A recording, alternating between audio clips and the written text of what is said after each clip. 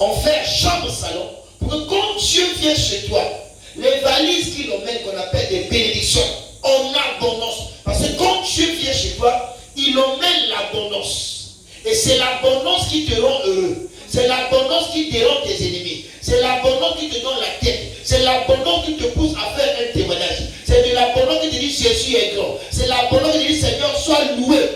Mais quand il vient avec l'abondance, où va-t-il loger l'abondance? Alléluia. Mais s'il n'y a pas d'espace dans ton cœur, Dieu logera l'abondance où? Dans les maisons, il y a toujours des cuisines, tout ça, il y a un peu qu'on appelle le débarras. Le débarras, c'est là où on garde ce qui est au-delà. Bon, ça là, on met ça là-bas. On garde là-bas. D'autres ont des caves, ont des trucs souterrains. Parce qu'il veut toujours garder. Quand il n'y en a pas, Dieu, il vient, il repart. Il veut qu'on lui crée de l'espace pour s'établir. Alléluia. Dieu a toujours exigé de l'espace dans nos vies. Il faut que nous créions de l'espace de notre intérieur. Nous crions tous les jours. Moi je prie. Comment je prie? Dieu ne donne pas. Dieu ne me bénit pas. Il me bénit. Mais c'est parce que le problème avec toi et la bénédiction, c'est qu'il n'y a pas de l'espace pour contenir ce que Dieu veut te donner. Est-ce que quelqu'un? Je veux que Dieu puisse me bénir. J'habite dans un quartier où il n'y a pas la SN2, il n'y a pas l'eau. Là-bas, quand la pluie tombe, c'est à notre avantage. Amen. Amen. Mais je dis, Seigneur, moi, c'est délétère ici, il n'y a pas l'eau, je n'ai pas l'argent pour acheter l'eau au forage. Dieu écoute ta prière. Dieu noircit le ciel pour que la pluie tombe afin que tu aies de l'eau. Mais toi qui demandes à Dieu de l'eau pour soulever, tu n'as que 2 bidons à la maison. La pluie va tomber de fois 20 minutes. Est-ce que tu as assez de l'espace pour retenir, recueillir ce que tu as besoin? Non. La pluie tombe.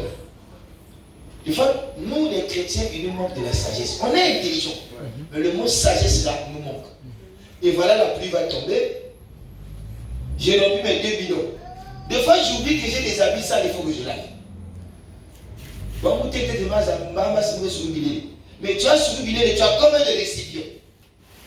Dieu se puisse, quand c'est comme ça, de te sacrifier sous la pluie à laver tous tes habits. Mais au moins, l'eau que tu as là, ça pourra t'aider peut-être 2 semaines, 3 semaines. Mais si j'en avais au moins 25 bidons chez moi, quand je reçois, je suis gonflé. Parce que je vais me laver autant.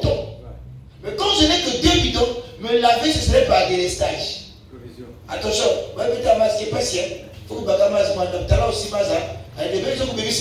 quand tu parles bébé ça, parce que tu n'as pas trop d'histoire, tu n'as pas beaucoup de récipients. Quand on a l'abondance, celui qui a une pompe chez lui, une bâche à eau, il dira je vais mettre ça basa. Parce qu'il y en a trop.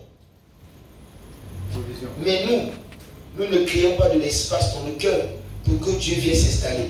On veut que Dieu puisse nous bénir. Dieu pour bénir, ce n'est pas un problème. Mais est-ce que tu as de l'espace pour le recevoir?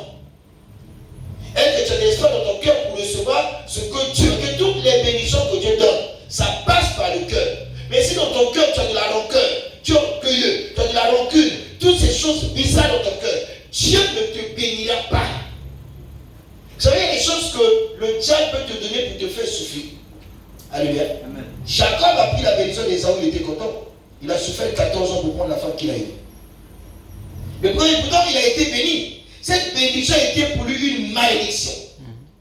Il a eu une femme, mais ce n'était pas la femme qu'il fallait pour sa vie. Quand le cœur d'un chrétien est resserré, Dieu ne te donne pas ce que tu cherches. Parce que Dieu ne peut te donner une bénédiction qui va se mouiller, que cela est exposé au soleil. Il faut que ça soit conservé dans un endroit où il y a la sécurité. Parce que la Bible dit, lorsqu'un homme fort garde sa maison, ce qu'il possède dans sa maison est en sécurité. Donc tu dois veiller ce qui est dans ta maison et non ce qui est hors de ta maison. Tu risques de mettre un gardien qui va aussi te voler. C'est ce que dit la Bible. Maudit et quiconque se confie dans l'homme. Ce que tu as laissé dehors, tu continues. Tu vas te lever demain matin, quelqu'un a gratté la peinture de ta voiture. Tu vas t'en prendre à qui? Au gardien. Il dit non, je suis dans la rue. Un mois, tu auras besoin du gardien. Viens me dire, père, je levais la bouteille de gaz. Mais de la rue, un enfant de lui peut voler le rétroviseur. Mais quand c'est dans la parcelle de la maison, qui va rentrer? Alléluia. Amen.